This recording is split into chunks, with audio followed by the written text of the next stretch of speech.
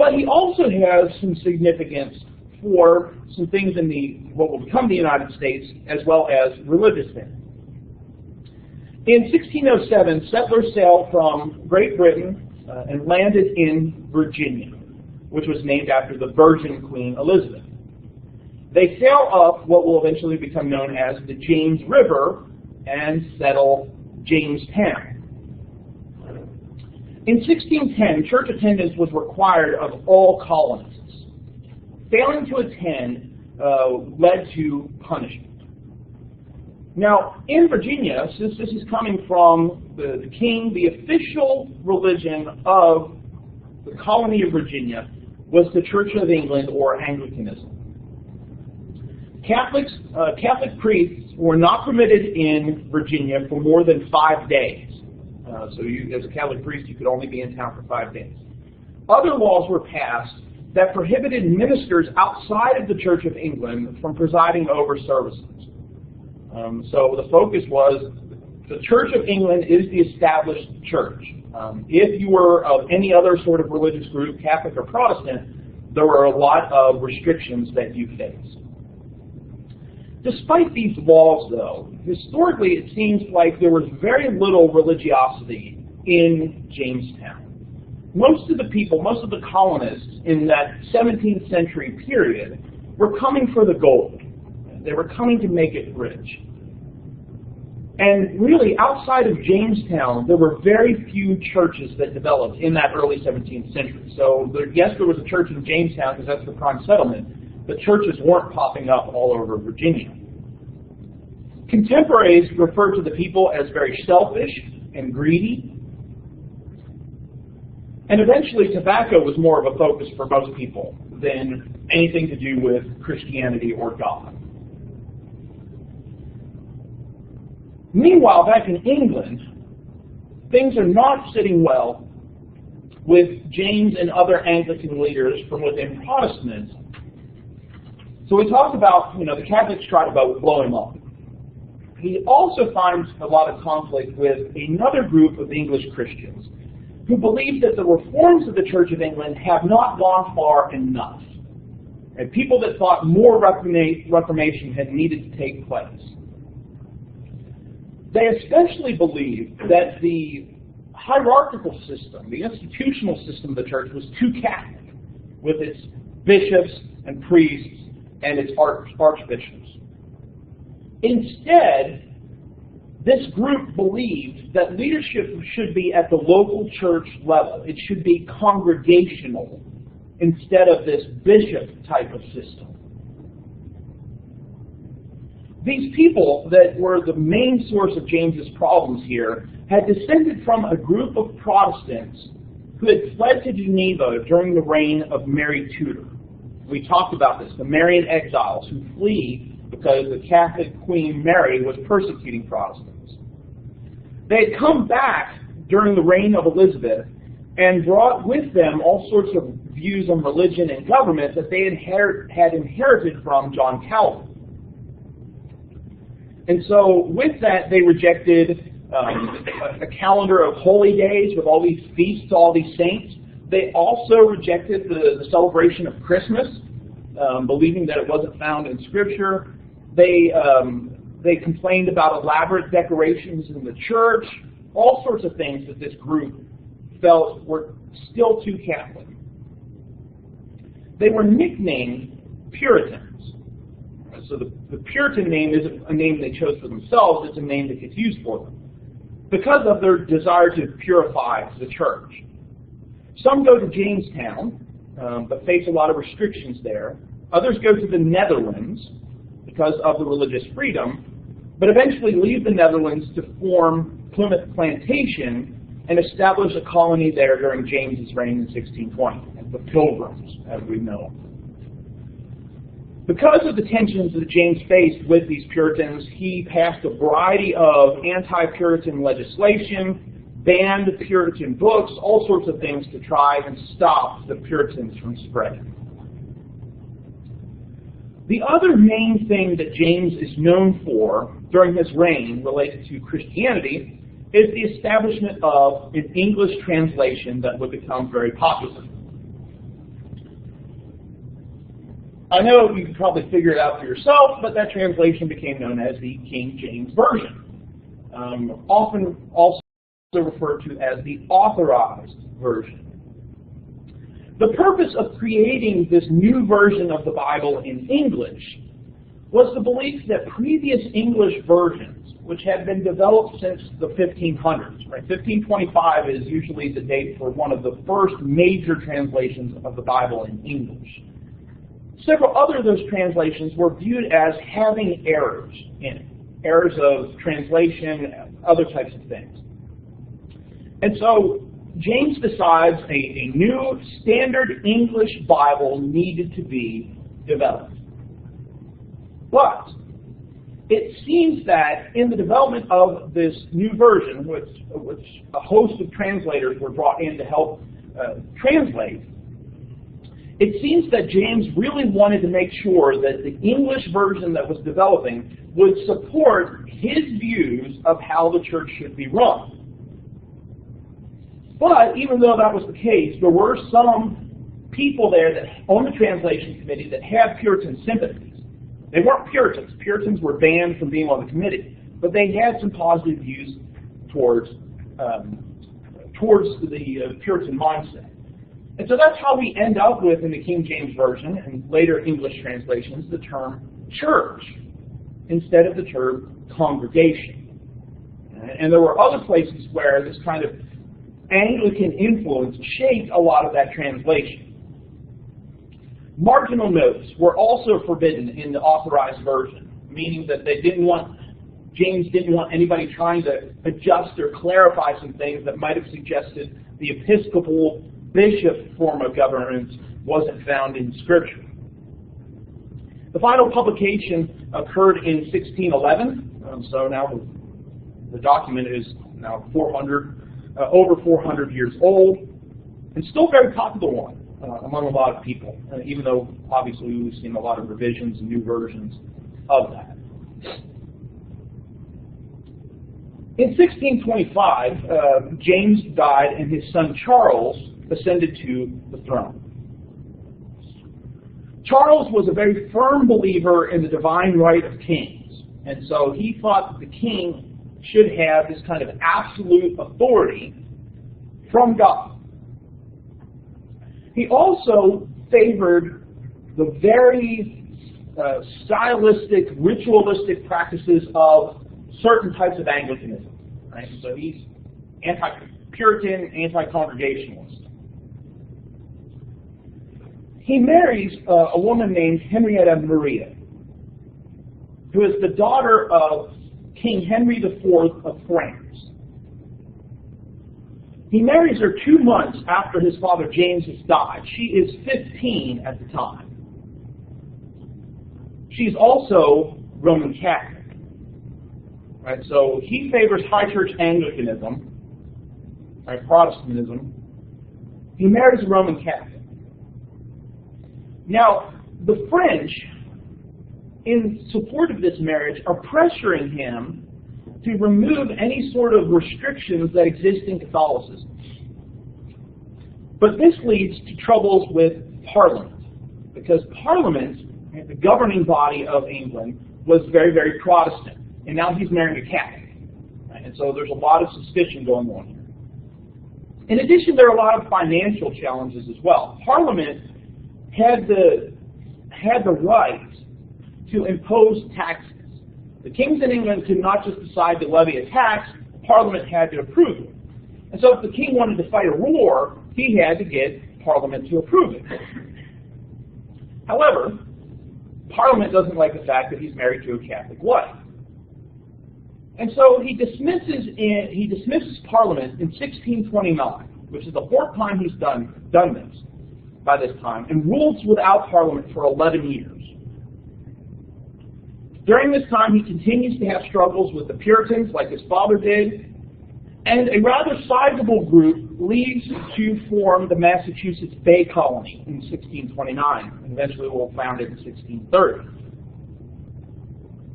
So Massachusetts Bay is one colony that settled during his time. The second major one is the colony of Maryland, named after Charles's wife, Henrietta Maria. It was founded by two individuals, George Calvert and his son Cecil Calvert. During George's lifetime, Charles had granted George Calvert the colony of Maryland, and Cecil Calvert, Lord Baltimore, is the one who finally established it. Both of the Calverts were Catholic, but Maryland is not established as a Catholic colony. Instead, it's established as a colony that had some religious freedom to it. So a lot of Catholics that are traveling to the New World from England stay there. And so Puritans are leaving, Catholics are leaving, but there's a lot of trouble at home. In 1631, Charles appoints a man named William Laud as the Archbishop of Canterbury. The Archbishop of Canterbury was the religious head of the Church of England, right? So the highest position in the Church of England.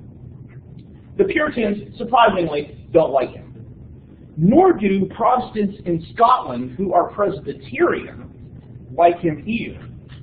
And so the Scottish begin to revolt. Slight problem. Charles can't levy taxes to fight the Scottish. So, he calls for Parliament to come back. It's been 11 years. He's been ruling without Parliament. Now, do you think they are going to be too favorable to Charles? No. They don't like that he's been very positive toward Catholics. They don't like what he's done. He calls for Parliament in April of 1640 to fund a war against the Scots. Parliament refuses. And so he dissolves it again within weeks.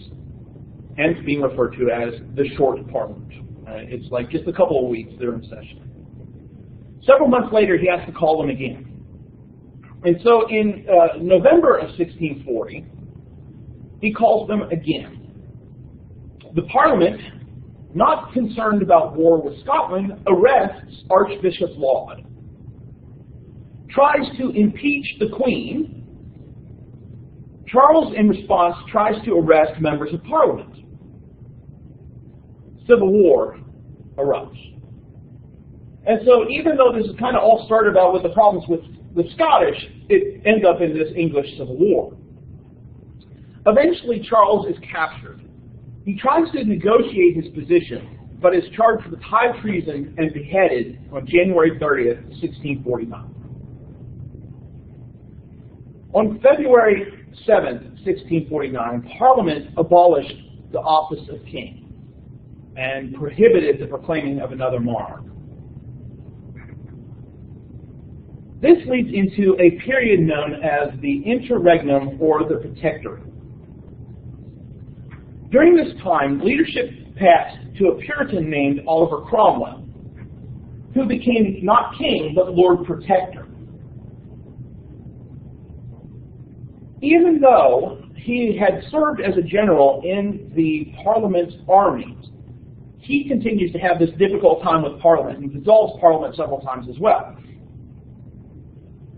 Even though he's a Puritan, though, he is very tolerant for the times, surprisingly.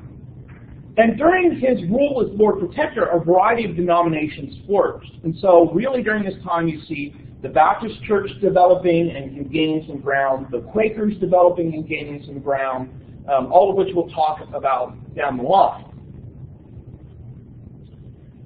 Cromwell dies in 1658, and his son, Richard, rises to the office of Lord Protector. But he really isn't that great of a ruler and isn't able to hold onto his power. So Parliament decides that they're going to restore the monarchy and call for Charles' son, who's also named Charles, back from exile. He'd been living in France. He'd escaped as civil war was erupting and been living in France with his mother's family. And so this is what's known as, in English history, the Restoration. The kingship is again restored, and there are a couple of things here that are important, again, from a Christian standpoint. We're talking about a lot about politics, but thinking about how does this affected by Christianity and affecting Christianity. In 1662, shortly after becoming king, Charles passes the Act of Uniformity. Essentially, it requires that all churches in England use the Book of Common Prayer, a document that had been developed by during the time of Edward VI, but had been revised a couple of different times. Essentially, the Book of Common Prayer insisted that clergy follow certain ways of going about their services, often very similar to how Catholics approach their religious services. The Puritans, of course, surprise, surprise, can't support this. Furthermore, in the Act of Uniformity, it was insisted that clergy subscribe to Anglican doctrine. Another major thing religiously going on in Charles's rule is involving a secret treaty he signs in 1670. In 1670, he's having a lot of problems with the Dutch. He turns to the French for help, and as part of this secret treaty, he agrees to convert to Catholicism if the French would help him against the Dutch.